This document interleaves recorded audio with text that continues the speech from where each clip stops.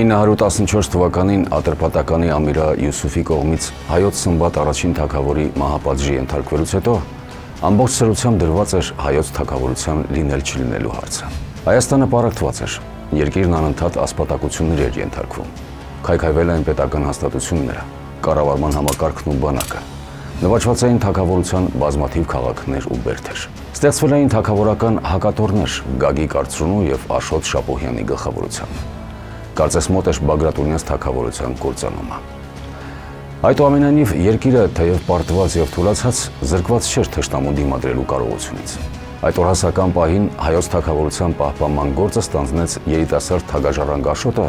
որին վիճակված էր պայքարել թե արտաքին եւ թե ներքին ուժերի դեմ։ Աշոտը դեռ հոր Սմբատ առաջին թագավորի նահատակությունից հետո իր եղբայր Աբասի հետ պարտիզանական մարտերի, հանկարծակի ու հուժկու հարվածների միջոցով փորձում էր շտկել իրավիճակը։ Հետագա հաղթանակների համար անհրաժեշտ հիմքեր ստեղծելու նպատակով թագաժառանգը ձեռնամուխ եղավ ամրոցների պարիսպների նորոգմանը, դրանցում կայազորների տեղակայմանն ու զորագնդերի մատակարարման համար պարեն պաշարելու։ Նախապատրաստական աշխատանքներից հետո արդեն Աշոտ Բագրատունին նախահարձակ եղավ։ Նախ անսպասելի հարձակվեց Բագրևանդի մեծաթիվ զորամասերի վրա եւ ջախջախեց նրանց։ Շիրակում տեղակայված արաբական ուժերը նույնպես ջախջախվեցին, որից հետո հնարավոր եղավ վերագրավել նաև Գուգարքի հայրական տիրույթները։ Զարգացնելով հյուսիսային հաղթարշավը Աշոտ Բագրատունին սրընթաց երթով զորքերը հասցրեց Վիրքի մայրաքաղաք Տպխիս եւ անսպասելի գրոհով գրավեց այն։ Գուգարքից հանկարծակի մեծ արագությամբ Աշոտ երկաթը հասնում է հագարացիների զորքի վրա, որ գտնվում է Վրաստանի մայրաքաղաք Տպխիսում։ Եվ այնտեղ ոմանց սրոճարակ էր տալիս,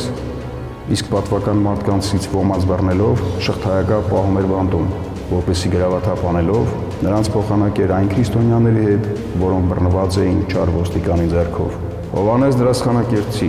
պատմություն հայոց։ Հաջորդ Աղստևի հովտում արաբական զորագնդի ջախջախումից հետո մեծ ոգևորություն առաջացավ երկրում։ Պայքարն արագորեն ծավալվեց հյուսիսային եւ հարավ-արևելյան շրջաններից, ներառյալ Անիից, Դվինից եւ Սյունիքից, արևմուտքից եւ հարավից դեպի Վասպուրական եւ Վանա լճի ավազան։ Հայերի բազմաքայլ ռազմավարության եւ սրընթաց ու անսպասելի հարձակումներից թշնամին կորցրել էր իր մարտունակությունը եւ ուշքի չէր գալիս։ Արդյունքում նույն 914 թվականին հայ-ավաքանու կողմից վերջապես թագաժառանգ Աշոտը ճանաչվեց հայոց թագավոր։ Եվ գահը օրինականացվեց արդեն վրաց Ատերներսե երկրորդ թագավորի կողմից նրա թագադրմամբ։ Այսպիսով Աշոտը համառ մարտերի եւ ճկուն ռազմավարության շնորհիվ արժանի դարձավ հորգահին, իսկ խիզախության եւ տոկունության շնորհիվ ստացավ երկաթ պատվանունը։ Իրավիճակը սակայն չկայունացավ։ Ձգձգվող պատերազմները, ապստամբություններն ու բնական արհավիրքները մարդակերության հասնող սովը հարցականի տակ էին դրել ձեռք բերված հաջողությունները։ Հայկական բուֆերային գոտու հավանական կորուստը վտանգավոր իրավիճակ էր ստեղծում եւ Բյուզանդիայի համար։ Ուստի Բյուզանդիայի կայսրը Կոստանդին Ծիրանածինը Աշոտ երկաթին մայրաքաղաք հրավիրեց քննարկելու համար մահմեդական զավթիչների դեմ քրիստոնեական միասնական ճակատ կազմելու հարցը։ 916 թվականին բյուզանդական զորքերով վերադարձած Աշոտ երկաթը սակայն շուտով կրկին միայնակ մնաց թշնամու հանդիման։ Չնայած դրան համառ եւ հետեւողական պայքարից հետո 919 թվականին Յուսուֆը ստիպված ճանաչեց Աշոտի գահակալությունն ու նրան թագ ուղարկեց։ Որոշ ժամանակ անց խալիֆը եւս ճանաչեց Աշոտ երկաթի գերագույն իրավունքը մյուս թագավորների նկատմամբ եւ շնորհեց նրան շահանշահ կամ թագավորած թագավոր տիտղոսը։ Աշոտ երկաթի գահը սակայն դեռ ամրապնդված չէր։ Խալիֆի դեմ ապստամբած եւ գերեվարված Յուսուֆը 922 թվականին կրկին ազատություն ստացավ եւ վերսկսեց Հայաստանը նվաճելու իր քաղաքականությունը։ Բազմաթիվ ճակատամարտերից ամենավճռականն ու նշանակալին թերևս Սևանի ծովամարտն էր, որը տեղի ունեցավ 924 թվականին։ Աշոտ երկաթի դեմ դուրս էր եկել այս անգամ Հայաստանի ոստիկանի պաշտոնը ստանձնած Բշիր զորավարը։ Բշիրի հսկայականակ զորքի դիմաց Սևանակղզում ապաստանած հայկական կողմն ուներ ընդամենը մի քանի հարյուրյակ, որի մեծ մասը կազմում էին թեթևազեն նետաձիգները առանց մերձամարտին հատուկ սպառազինության։ Որոշվեց զինվորներին նավակի վրա նստեցնելով շարժվել դեպի հակառակորդի բանակատեղին եւ ափին չհասած հանկարծակի նետահարումներով ծանրազեն ստորաբաժանումը ափ հանելու հնարավորություն ստեղծել ու ջախջախել թշնամուն։ Շուտապույտ պատրաստում է 11 նավ, նրանց վրա բարձրացնում 70 ազնվական մարդու եւ լայն լիճ աղեղներով զինված իր ծառաներին,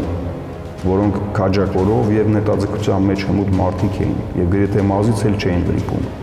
Ապա ինքն էլ է նրանց հետ նավ բարձրանում եւ նրանք գնում են թշնամիների դեմ ծովամարտ տալու։ Հովհաննես Դրասխանակերտցի, պատմություն հայոց։ Հակառակորդին ապակողմնորոշելու նպատակով Աշոտ Երկաթը ևս տեղ գրավեց նավակներից մեկի վրա, իր հետ վերցնելով արքայական դրոշը։ Բշրին թվում էր, թե արքան շքախմբի ուղեկցությամբ գալիս էր հանձնվելու։ Մինչդեռ ափից ոչ մեծ հեռավորության վրա նավակները անսպասելորեն դադարեցրին առաջխաղացումը եւ սկսվեց նետահարությունը։ Բշիրին չհաջողվեց իմի բերել խուճապահար փախչող զինվորներին եւ մարտակարգ ձևավորել։ Հակահարձակման հնարավորություն ձեռքված թշնամու ջախջախումը կատարյալ էր։